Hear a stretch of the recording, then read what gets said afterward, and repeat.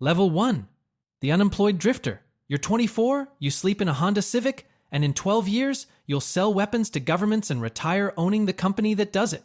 Right now, though, you're 3 weeks behind on a storage unit, parked behind a Cracker Barrel off Bragg Boulevard, the most wholesome building in America, rocking chairs and fudge out front, your whole life falling apart by the dumpster and back. The only thing you own worth real money is your grandfather's Winchester.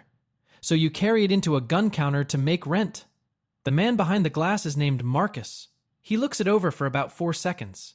$200, for the wood mostly. You take it. Rent doesn't care about your feelings. And before your foot hits the parking lot, he slaps a $1,400 tag on the case. Out loud. Supply and demand, kid, you're the supply. The ammo guy laughs. You hit the ATM. Deposit the $200. Balance. $157. You needed $180. So you walk back in and ask if they're hiring. Marcus hands you a broom. You came in with a weapon. You left with a chore. So you sweep and you watch him. The way he sizes up everyone who walks through that door, decides what they're worth, and says it out loud like he's reading the weather. You don't know it yet, but the man who just called you the supply is about to teach you this entire business for free, one sale at a time, and he'll never once realize that's what he did. 12 years from now, he'll sit in a lobby you built, waiting for you to set the price. But first you have to learn how he sets his. Level 2, the sales trainee. You've been standing 9 hours. A man just made you pull 8 handguns out of the case and rack the slide on every one, like you're a one-man gun range. He made you explain financing. Financing on a pistol like it's a Honda Accord. Then he says, "Let me think about it," and walks across the street to the other store. You can see him through the window, thinking. He's over there right now thinking while some other broke kid explains financing. You start a tally. Ghost customers. By Friday, it's at 31 and you've sold nothing. You're not really an employee, you're free labor on a fourth quarter quota. A warm body Marcus needs so his numbers look fed. He calls you trainee. Or hey, you. But you watch him. You can't help it. A nervous first-timer comes in mid-40s, terrified of the thing he came to buy. And Marcus doesn't sell him a gun. He asks how many kids the man's got. 3. Then Marcus says one sentence something about the front door. 2 in the morning, and this man buys a $900 pistol, a $300 safe, and says thank you. Marcus sold that man a nightmare and the man tipped him for it. You watched a grown man pay full retail for his own anxiety and walk out feeling like a hero. You hate that you admire it. Because here's the thing nobody tells you on the floor. You're not selling a gun. You're selling a man the version of himself he walked in hoping to become. The steal is incidental. The story is the product. So you learn the story. Your first solo sale is a $40 commission on a rifle scope. Sold to a kid your age, broke the same way you're broke. You know the look. You've worn the look. You make the sale. And here's the part you can't explain to anyone. You don't spend the $40. You fold the bills into the back of your wallet, and they stay there for years. It isn't money you'd spend. This is evidence that somebody bought something because of you. Not the brand, not the price, not Marcus. You. That feeling comes back when the number has 6 zeros on it. You won't see it coming and you'll recognize it instantly. Friday, Marcus posts the leaderboard. You're dead last. So that night you run the margins yourself on the back of a receipt and you outturned 2 veterans on profit. They moved cheap volume. You moved the right thing to the right person and held the price. Last at the thing they count, first at the thing that matters. The money isn't on this floor. It's above it where some man owns the company that owns this store and will retire rich without ever thinking about you.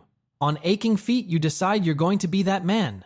So you find the regional rep, nice watch, gone in 20 minutes and ask how he got his job. He looks at you a second.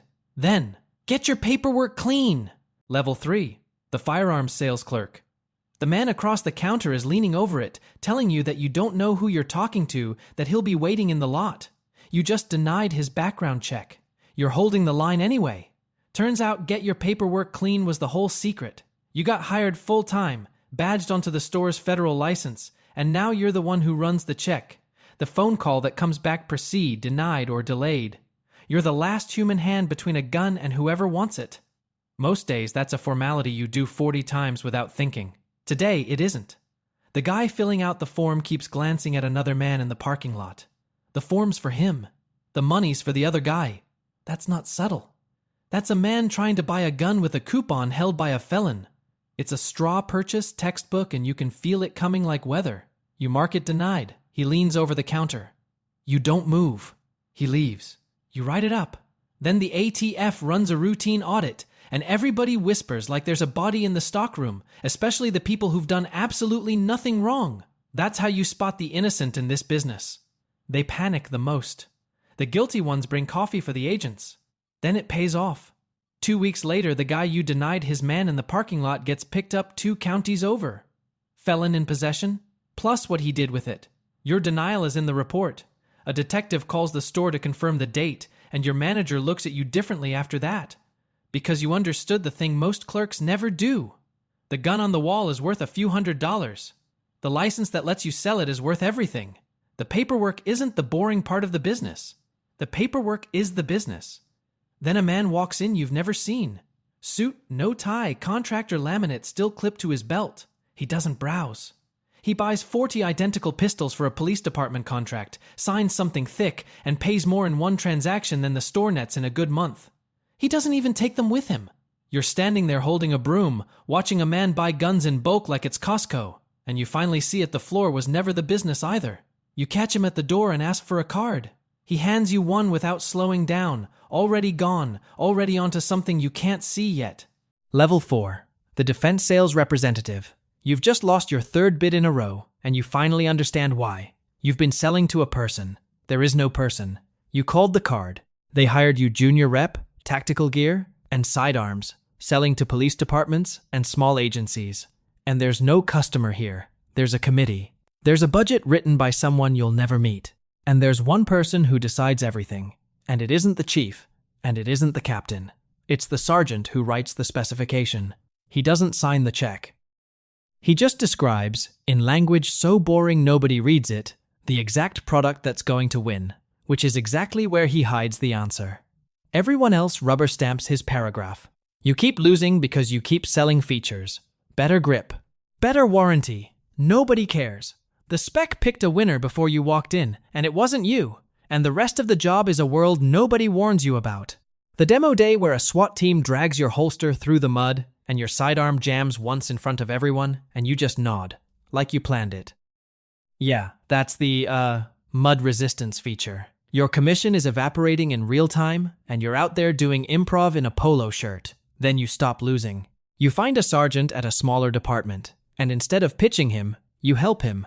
You sit down and help him write the requirement, the draw angle, the retention level, the exact dimensions. And when you're done, only one holster on earth fits that paragraph. Yours. $180,000 contract. And signing it, you realize you just ran Marcus's move. Supply and demand. Except you wrote the demand yourself. You made them need the one thing only you could give them. That's not selling. That's something colder. And you're good at it. Then you find out whose bid you beat. The senior rep on the rival account is Marcus. He left the counter years ago, jumped to the supplier side while you were still running background checks. He's been one rung ahead the whole time, and you just closed it to a single step. He calls you that week. Friendly. Says you should grab a drink. Says he likes to keep an eye on the up-and-comers. So you go because you want to see his face, and because the buyer side is the one thing you don't understand yet. 2 drinks in, he's fishing. How'd you write that spec? Who's your contact? What's your margin? You give him nothing. Then he leans back, swirls his glass, and tells you a story to entertain you. About how he once bought a vintage Winchester off some broke kid for $200 and tagged it at $1,400 before the kid cleared the parking lot. Supply and demand, he says, and laughs at his own line, looking right at you. He has no idea who you are. You don't correct him.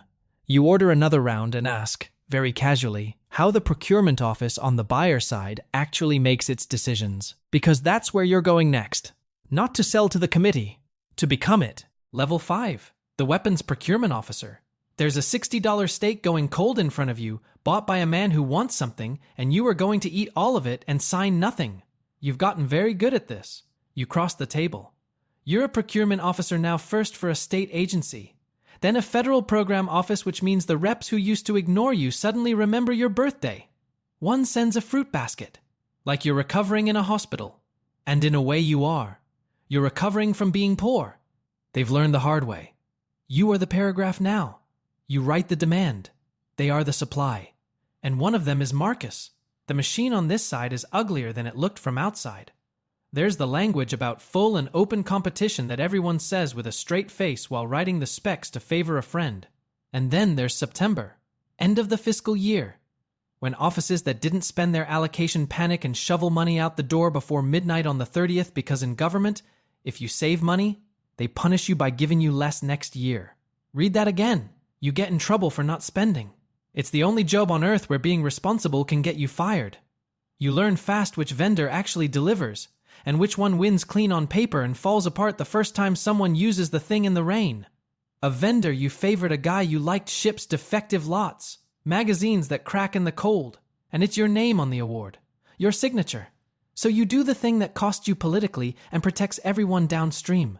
You quietly kill the contract, eat the blowback, and rewrite the evaluation criteria so capability outranks lowest bid. It takes a year to recover the goodwill. You do it again in a second. Because you finally felt the real weight of the pen. The same signature that hands a company its best year can end another company's existence, and the difference is one tired person's judgment at the end of a long day. That person is you. One afternoon you're in a program review, half listening, when a defense firm's CEO walks in 20 minutes late. He apologizes to no one. He says maybe 40 words you counted moves a number larger than your entire annual budget, and walks out before you've finished writing it down. You built a whole career on words, and this man was moving more money per syllable than you make in a year. That's the level where the fear leaves the room. You file it away. Then one night you're pulling records on a vendor audit when you find it. Your grandfather's pre-64 Winchester. Serial number, condition notes. Current location logged as a trade-in at a shop 2 towns over. One phone call, and a number that would have been a fantasy at 24. You sit with the cursor on the listing a long time. Then you close the window. Not yet. Not for $200 of revenge, when it means something. Then a contractor's recruiter calls and you realize the real money was never on this side of the table either. Level 6. The defense contracts manager.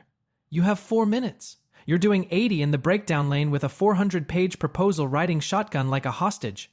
And if you're not standing at that loading dock when the clock hits the deadline, a year of work is legally garbage. Let me back up 9 months. The contractor hired you off the buyer side for exactly one reason. You know how the government decides, because you were the government deciding. They put you over contracts, the proposals, the deliverables, the compliance, the machinery that turns a relationship into money. Then the big one drops. A multi-year small arms support solicitation. The kind of award that doesn't just make a quarter, it makes a company. So you bet the team's entire year on it because the people who win these don't hedge. The proposal is 400 pages and it's a minefield not because the work is hard but because one missed checkbox kills everything. Forget one signature page out of 200 and the whole bid gets thrown out. Unread. A year of your life rejected like a robot screening resumes.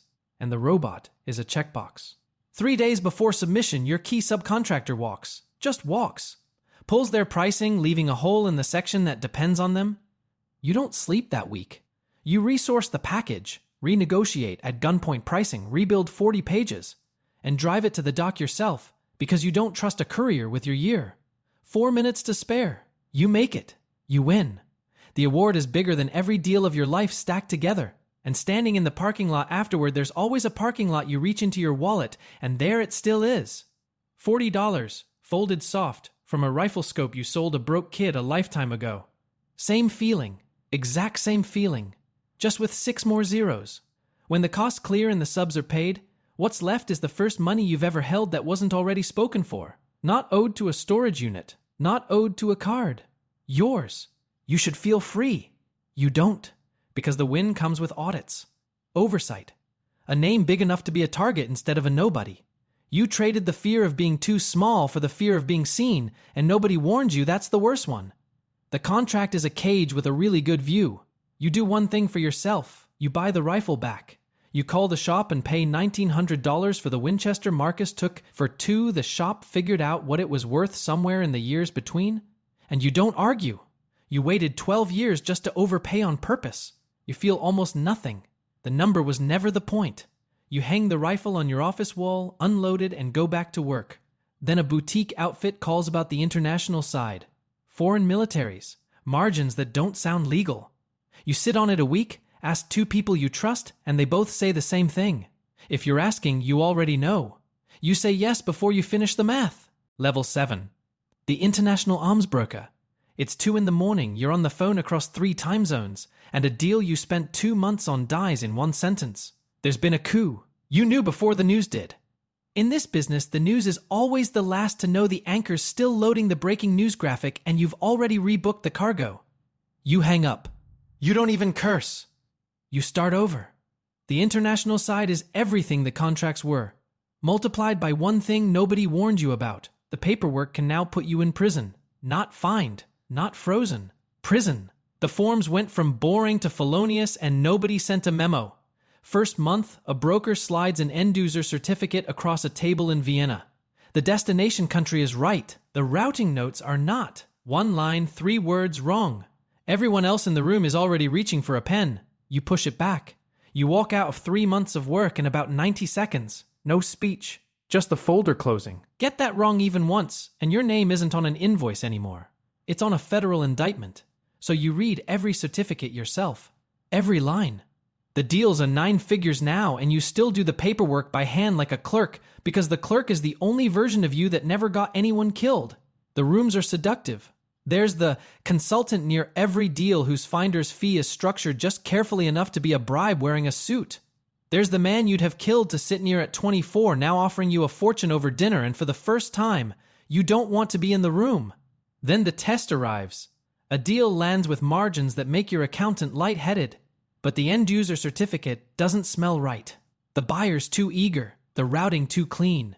The final destination a country that does not need what they're ordering. Everyone says take it. The paper's good enough. You'd survive. You walk away. And then you report it. You eat the loss. And you keep the one asset in this trade that no competitor can outbid you for. You're still clean. For a season it looks like you were a coward. Because Marcus takes the deal you walked from. His firm is suddenly everywhere. New office. Loud launch, a press release with the word global in it twice. And when a man puts global in a press release twice, get to a window. The deal unravels exactly the way the certificate told you it would. The weapons went where they were never supposed to go. Marcus's firm goes radioactive, overnight frozen accounts, subpoenas, partners suddenly hard to reach. His shiny second office goes dark inside a month, the way these things always end. Not with a bang, but with an unreturned phone call. And watching his lights go off, you understand the real game. The ones who last aren't the loud ones who win a season. They're the quiet ones who own the whole thing and walk away clean while everyone else gets a subpoena. For the first time, you picture taking that exit yourself. A foreign general visits your office that same week. He sees the Winchester on the wall and offers you more money than your grandfather made in his life to take it home. You decline. First thing you've ever refused to sell. You're still looking at the rifle when your assistant knocks. There's a man downstairs, she says. Says he knows you. Name's Marcus. Level 8. The defense industry executive. The man who took your grandfather's rifle for $200 is sitting in your lobby, using a coaster. That's the detail that gets you. Not that he came, that he's being polite. He ordered a coffee and set it on a coaster, like a guest in a building you built specifically so men like him would have to come to you.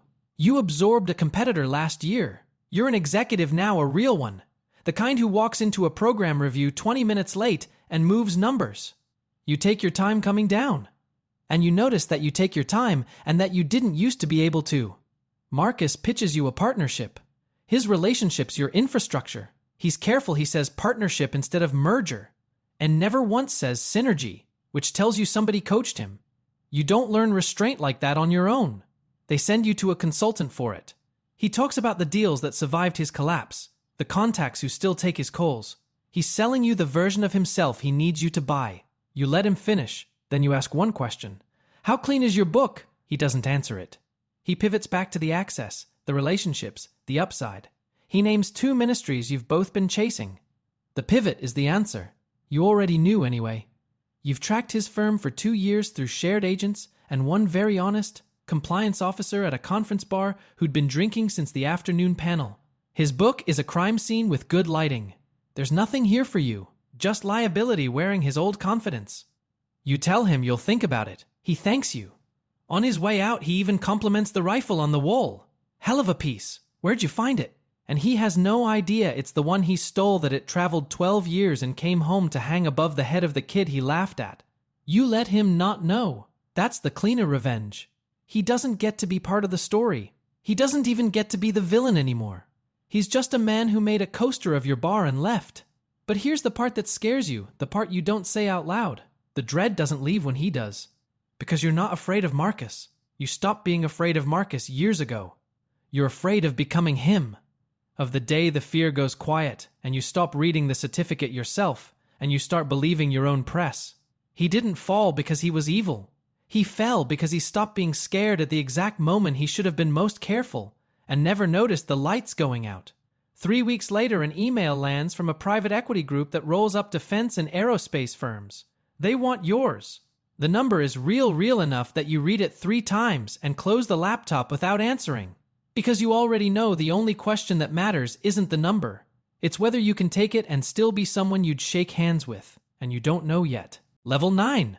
The retired defense CEO. You call them back. The conversation takes 11 minutes. 12 years, and it takes 11 minutes. You sell the group. Almost all of it. But you keep one piece, the small original firm, the one you built off your own risk, the first place that ever won. That one stays. The rest goes to the private equity people, and inside 18 months they turn it into something you don't recognize. New logo. New mission statement. Same weapons. They put the word solutions in everything now. We don't make guns. We make solutions. You made guns. You named the thing you were afraid of the night before you signed. It wasn't Marcus. It wasn't losing the money. It was that you might become a man who no longer reads the paperwork, a man who trusts the room because the room finally trusts him. That was always the real exit, not the cash. Whether you could walk out still being someone you'd shake hands with. Marcus's firm dissolves that spring. You find out from a trade newsletter, a 2-sentence item wedged between ads for compliance software. The kind of obituary this industry gives its dead. Lease terminated. Assets liquidated. You read it on a Tuesday. You finish your coffee. That's the entire reaction you have. The man who set the whole thing in motion, who priced your grandfather at $200 and laughed, gets 4 seconds of your morning, and not one of them is satisfaction. That's how you know you actually won. The revenge you wanted at 24 would have felt like something. This feels like nothing. And nothing is better. Supply and demand, he told you once. You're the supply. He had it backwards. Men like him are the supply, easy to find, easy to replace, dawn the second the market stops needing them. You were never the supply. You were learning to set the price. You take the Winchester down off the wall. You clean it the way your grandfather taught you, the only way he ever showed you anything. Slowly, no talking. Every part laid out in order. You don't hang it back up. You take it home. Some things were never inventory, and it took you 12 years in a company to remember that.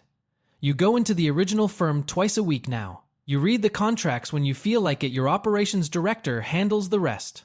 But you still read every Noser certificate yourself. Nobody requires it. The day you stop is the day you become a 2-sentence item between software ads. One Tuesday, you're at the window and you see him. A kid on the sidewalk by the loading dock. Hoodie. Not on his phone. Just watching the trucks come in, counting them, clocking who signs for what, which driver gets waved through. Memorizing things he doesn't know how to use yet. The exact look you had at 24, standing outside rooms you couldn't afford to enter. You send word down to put him on. Sweeping up to start. You don't go out there yourself. Some things can't be handed to you across a desk. You learn them broke in a parking lot, holding $200 you already. Getting laughed at by a man in a better watch. Or you don't learn them at all. That happens more often than not. You watch the kid through the glass a moment longer. Then you go check the certificates. Nobody asked you to. You just never stopped. If this one stayed with you, leave a comment and let us know where you're watching from.